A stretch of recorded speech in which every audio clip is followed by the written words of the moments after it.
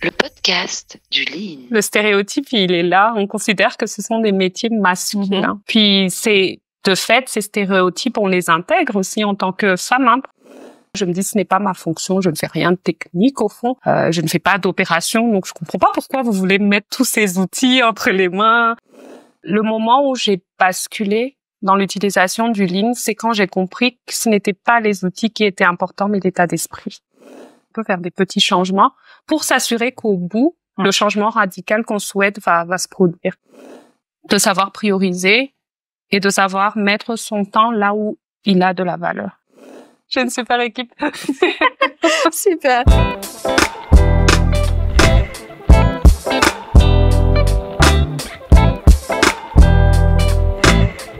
Le podcast du Lean.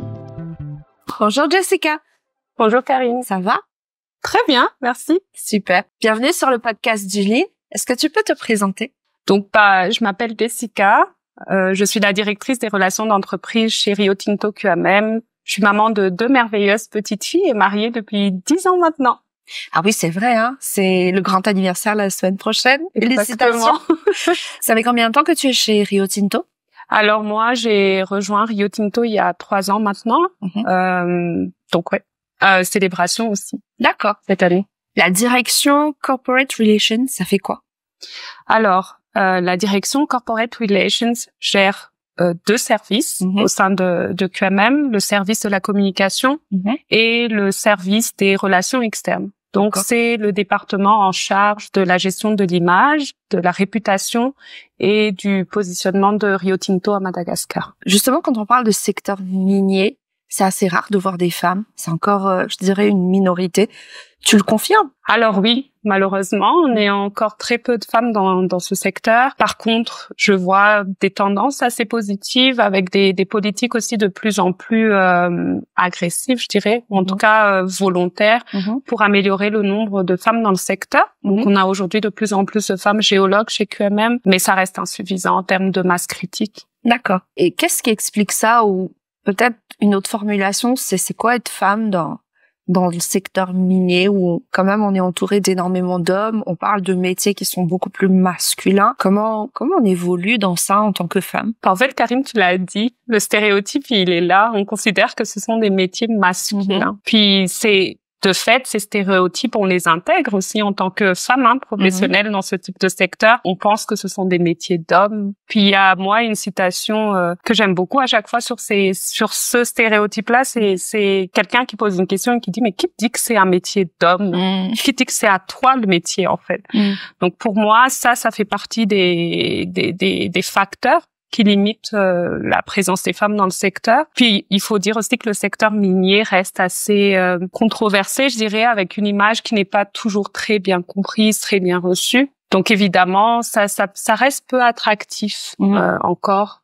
Puis pour nous en particulier, on est quand même situé loin de Tana. Il faut emmener sa famille, ses enfants. Ce n'est pas des séparations toujours faciles, mais voilà, je pense que ça fait partie des raisons. Par contre, le secteur minier est beaucoup avancé dans le lean management, je pense, comme beaucoup d'autres industries. C'est vrai que quand on parle du lean management, on parle beaucoup d'outils, on parle d'amélioration de processus, de réduction de variations. Et dans ce secteur minier, en fait, on est capable de tout de suite aller sur des exemples concrets et de l'application au quotidien. Mais toi, par exemple, tu es dans le corporate relation, donc c'est un peu moins, je dirais, un peu moins process technique, un peu moins dans l'exploration, etc. Comment toi, tu as découvert le lean et puis c'était comment les premiers pas? Alors, moi, j'ai découvert le Lean dans l'industrie minière, chez Rio Tinto. Ça fait partie des outils de travail de base, je dirais, dans l'entreprise. La première confrontation au Lean a été assez, je pense que j'ai été dans une position de rejet immédiat. Je me dis, ce n'est pas ma fonction, je ne fais rien de technique au fond. Je ne fais pas d'opération, donc je comprends pas pourquoi vous voulez me mettre tous ces outils entre les mains. Ça va m'enlever. Donc, beaucoup d'a priori très négatifs. Je pense que la première approche du Lean que j'ai eue a été du rejet. De la résistance, en tout cas, peut-être pas du rejet, mais de la résistance, de la compréhension aussi beaucoup. Mais c'est un concept qu'effectivement, on entend, nous, fonction support, mais qu'on ne comprend pas toujours. Voilà.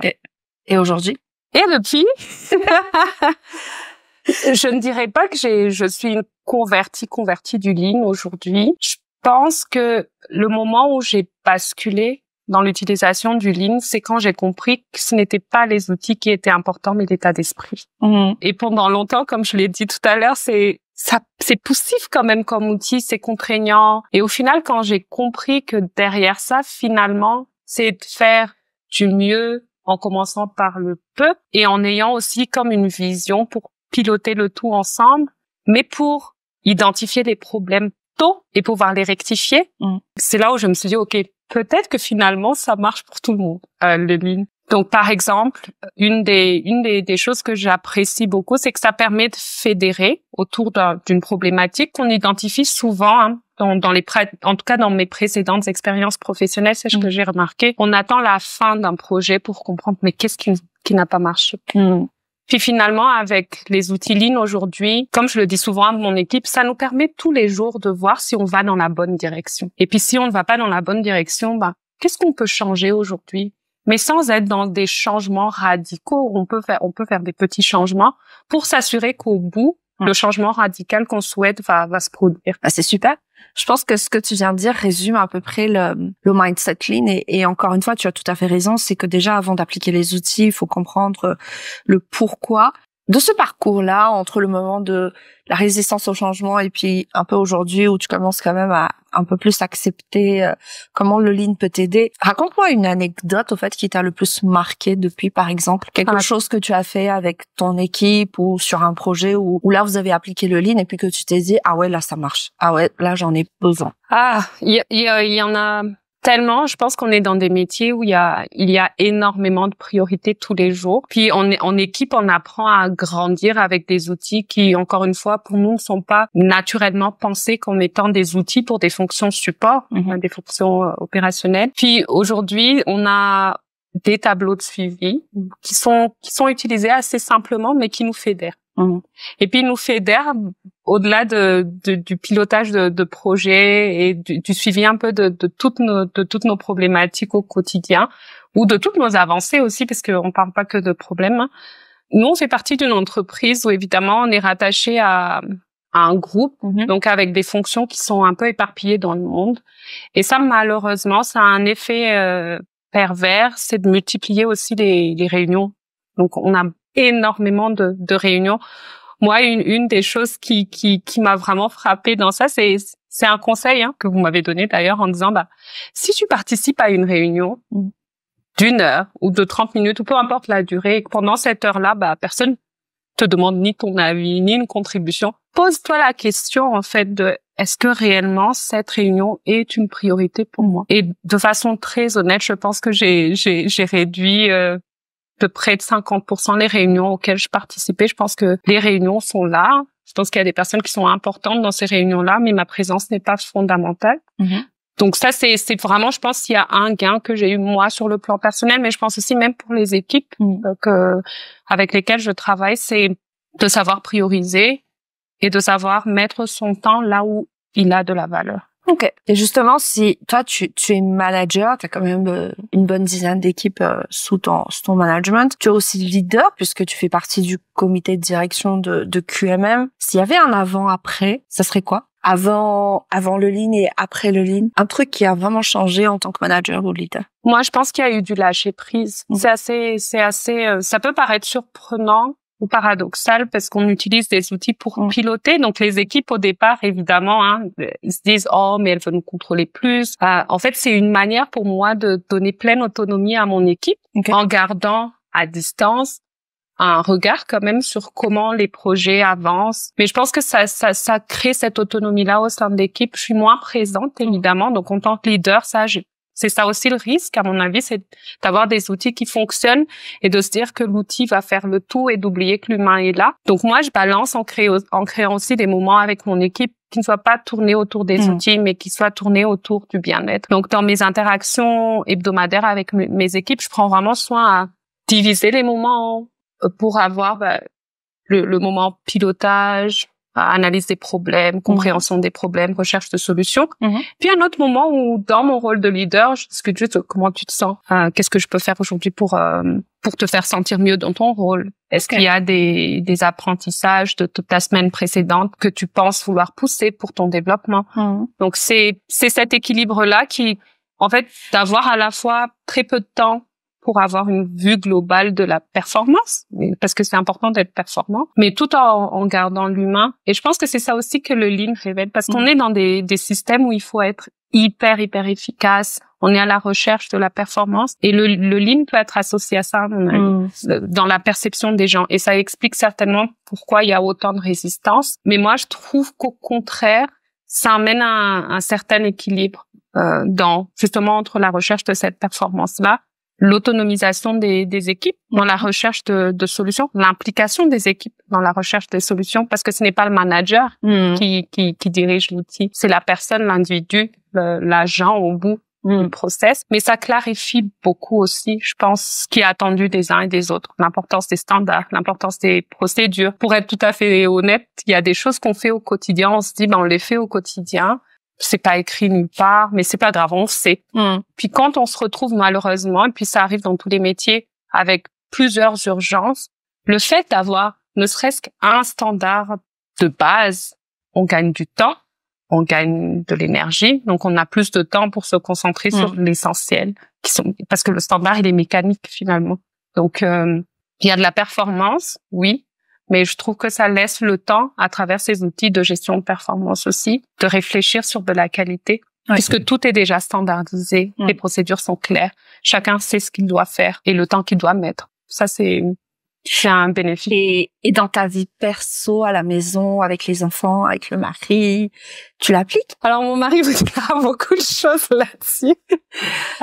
Très certainement, il vous dira que je ne suis pas quelqu'un de nature, de très organisé. Mais ça fait prendre conscience que j'ai des réflexes finalement au quotidien qui créent quelques petits soucis. Ce n'est pas des soucis majeurs, mais je me dis si tu mets un peu d'ordre dedans, de planification dedans, si tu gagnes du temps en sachant où est telle chose qui va t'aider au quotidien, finalement c'est moins de stress pour toi. Ouais, non, il y a encore du chemin. Il y a encore du chemin. Mais honnêtement, je pense que ça reste un outil pas seulement professionnel, mais qui s'applique aussi dans notre quotidien aussi. Je vais sortir un peu du Lean et puis aller un peu sur ce côté un peu d'inspiration, parce que j'imagine j'espère qu'il y a beaucoup de gens qui nous écoutent et puis qui nous regardent et qui pourraient s'inspirer de son parcours. Tu as toujours voulu être manager? Alors non. Je pense que comme tout professionnel, j'ai envie de progresser. J'ai toujours eu envie de progresser dans ma carrière, mais j'ai peut-être une vision assez différente de la progression de carrière. Et pour moi, la progression, elle n'est pas nécessairement hiérarchique. Je prends vraiment les progressions comme une opportunité d'apprentissage. Donc, je pense ça a été à la base de beaucoup de promotion, parce que je ne pensais pas arriver à ce rôle-là. Je venais vraiment au travail dans le but de m'améliorer, en apprendre plus, mais mettre plus aussi, tester mes idées. Donc, ça n'a pas été une aspiration en termes de montée en hiérarchie, en pouvoir, en responsabilité. Ça a été plus une aspiration d'avoir plus les mains libres pour apporter des changements dans une entreprise. D'accord. Et depuis que tu es chez Rio Tinto QMM, ton plus beau souvenir, c'est quoi? Ah, waouh, j'en ai tellement. Je pense qu'une des choses qu'on fait très bien chez Rio Tinto, c'est la reconnaissance de la contribution individuelle de chaque employé. Puis l'année dernière, on a réussi un super projet qui est capital pour l'avenir de QMM au Madagascar. Mais ce n'est pas tant ça qui m'a marqué, c'est qu'un jour, je suis arrivée au bureau, puis j'ai toute mon équipe qui était là, présente, avec un bouquet de fleurs, un cadeau, pour dire juste, on sait que tu étais stressée ces derniers temps, on sait qu'on n'a pas été facile non plus pour t'aider, puis je pense que c'était plus l'inverse, c'est moi qui n'étais pas facile, mais on voulait te dire qu'on est là et qu'on est avec toi et c'est d'être un manager et d'être reconnu par son équipe, pas nécessairement par sa hiérarchie. Systématiquement, c'est la hiérarchie qui reconnaît. Là, le fait d'avoir une équipe qui reconnaît sa contribution, c'est très valorisant. Je pense que j'imagine. Ça donne envie de faire plus. Donc ça m'a assez marqué et c'est des petits gestes qui n'arrivent pas qu'une fois en fait. Et c'est ça qui fait que c'est des souvenirs par étape, je dirais. Il n'y a pas un moment, mais souvent mon équipe fait ça pour moi. Et ça, en tant que manager et leader, c'est un petit signe de j'ai une super équipe. Super. Dernière question pour aujourd'hui. Si tu avais un message à passer aux jeunes femmes, parce que j'imagine, je dis pas que tu n'es pas jeune, tu as quand même fait un bon bout de chemin de parcours professionnel, personnel. Mais à la jeune femme d'il y a 15 ans, 20 ans, tu lui dirais quoi? À toi-même ou à celle qui nous écoute?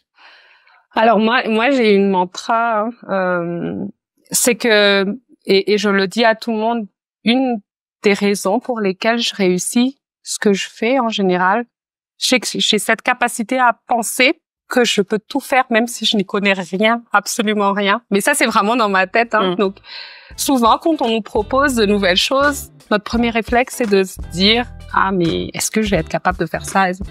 Moi, je me dis « Fonce, vas-y, puis tu testeras, t'apprendras, et puis ce n'est pas grave d'échouer non plus. Tu auras appris quelque chose. On en tire forcément une leçon. » Donc moi, si j'ai un conseil à donner à n'importe quelle jeune fille, jeune femme, moins jeune femme d'ailleurs, c'est allez-y quoi. Apprenez sur le tas, pas grave. Super. Merci Jessica. Merci Karine.